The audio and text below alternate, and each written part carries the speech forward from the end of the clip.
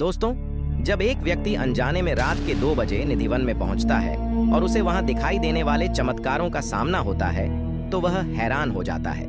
निधिवन एक अद्भुत जगह है जहां पर मान्यता है कि भगवान श्री कृष्ण रात को रासलीला रचाते हैं। श्रद्धालुओं के लिए मंदिर और निधिवन क्षेत्र रात के बाद 60 तालों से बंद किया जाता है और बंद करने से पहले भगवान के लिए विशेष सामग्री रखी जाती है। परंतु रात में यहाँ कोई नहीं जाता, फिर भी सुबह को मंदिर खुलते हैं और उसी सामग्री का प्रसाद मिलता है।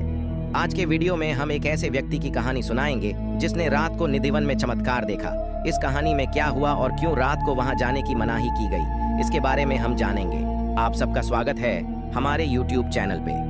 आइए प्रारंभ करते हैं, लेकिन इससे पहले कृपया कमेंट में जय श्री कृष्णा लिखें और चैनल को सब्सक्राइब करना ना भूलें। निधिवन एक ऐसी जगह है जहां भगवान श्री कृष्ण हर रोज आते हैं।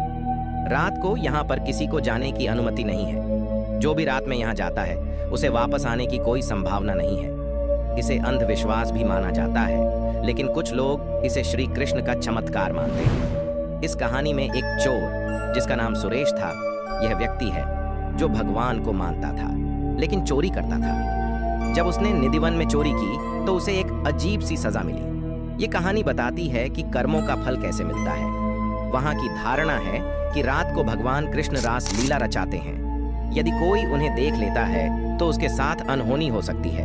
और यह भी कहा जाता है कि निधिवन से घुंघरू की आवाज सुनाई देती है, लेकिन सुरेश बिना सोचे समझे उस खिड़की से कूदकर निधिवन के अंदर रात के समय घुस गया। वहां उसे एक अद्भुत घटना देखने को मिली जिसका उसे पहले से अंदाजा नहीं था। निधिवन में तुलसी के पेड़ हैं। यहाँ तुलसी का हर पौधा जोड़े में है। ये धारणा है कि जब श्री कृष्ण और राधा रासलीला करते हैं तो ये तुलसी के पौधे गोपियां बन जाते हैं और सुबह होने पर तुलसी के पौधे में परिवर्तित हो जाते हैं। यहाँ लगे वृक्षों की शाखाएं ऊपर की ओर नहीं बल्कि नीचे की ओर बढ़ती हैं, जिससे रास्ता बनाने के लिए इन पेड़ों को डंडे के सहारे रोका गया है। इसलिए शाम के बाद किसी को रुकने की अनुमति नहीं है और वहां पर पक्षी भी नहीं रुकते हैं। सुरेश को अंदर से बहुत ज्यादा डर लग रहा था। वो एक जगह पर बैठ गया ताकि सुबह होने पर निकल जाए। लेकिन रात को 2 बजे उसके साथ एक चमत्कार होता है जिसका उसे पहले से अंदाजा नहीं था। वहां निधिवन के अंदर से एक एक करके तुलसी के पौधों के रूप में गोपियों का रूप धारण करते जा रहे थे। और तभी सुरेश ने देखा कि साक्षात बांसुरी वाले भगवान प्रकट होते हैं और गोपियों के संग खेलते हैं। लेकिन उसके नजरें धुंधली हो गईं और उसके साथ अजीब घटना हो रही थी। उसके बाद उसे कुछ भी याद नहीं रहा, लेकिन उसने चोरी करना छोड़ दिया था।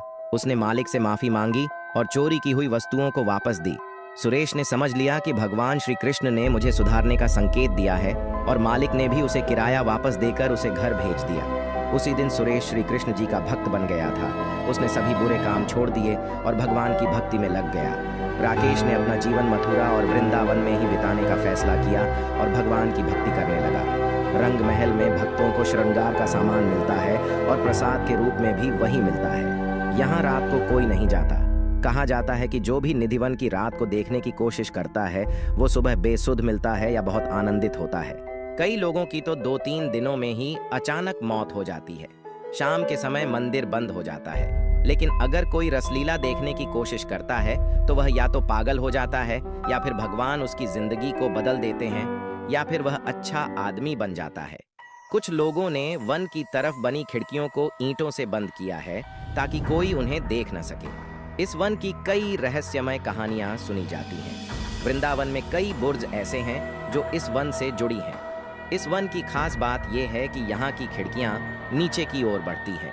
यहाँ के तुलसी के पेड़ गोपियों में बदल जाते हैं और रात में दिव्य नृत्य करती हैं। आज तक कोई व्यक्ति ऐसा नहीं है जो इस रहस्य को समझ सका। इस पर वैज्ञानिक भगवान श्री कृष्ण के भक्त बन गए हैं, क्योंकि इस चमत्कार से वे भी अचंभित हैं। तो दोस्तों, आपको इस जीवन के चमत्कार के बारे में क्या लगता है? कमेंट बॉक्स में जरूर बताएं और हमारे चैनल को सब्सक्राइब करें। जय श्री कृष्ण।